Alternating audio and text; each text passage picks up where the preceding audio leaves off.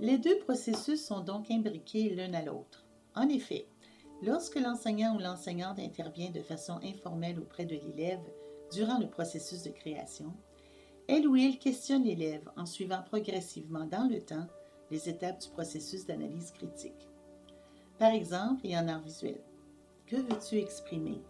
Réaction initiale. Décris-moi les éléments de la composition que tu as choisis pour exprimer de façon symbolique tes idées, tes émotions et sentiments. Description. Résume les éléments et principes de la composition exploitée. Explique ton sujet et ton intention artistique. Tout le long de ton processus de création, mets à jour ta proposition de création. Réaction initiale, description, analyse, interprétation, jugement. Devant une œuvre du continuum historique, tirée du patrimoine mondial, ou du travail de l'élève, explique ce que suggèrent les principes de la composition exploitée en lien avec le sujet de l'œuvre. Analyse. À partir de ce qui est observé précédemment et en fonction de ce qui a été établi sur le plan symbolique, donne une interprétation de l'œuvre ou formule une interprétation à partir de ton travail. Y aurait-il une autre interprétation possible? Et si oui, quelles en sont les preuves dans l'œuvre ou ton travail?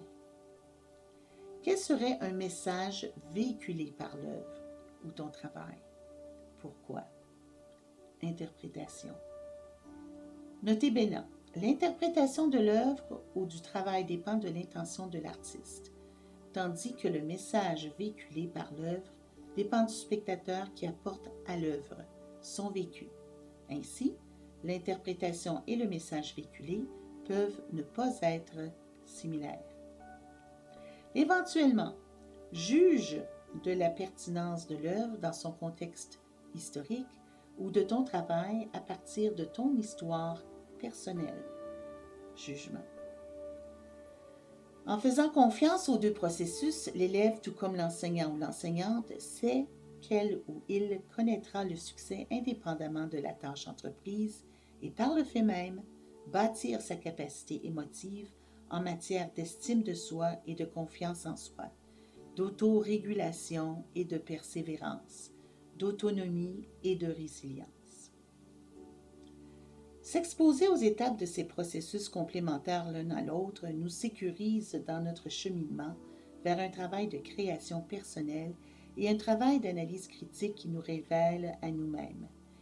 Les étapes des processus sont non seulement naturelles à l'humain, elles sont aussi fluides. Elles permettent l'aller-retour, l'essai et l'erreur. Elles donnent libre cours à l'imagination et au risque créatif. Elles vont du simple au complexe et n'excluent pas la spontanéité ni l'éclair fulgurant d'une épiphanie.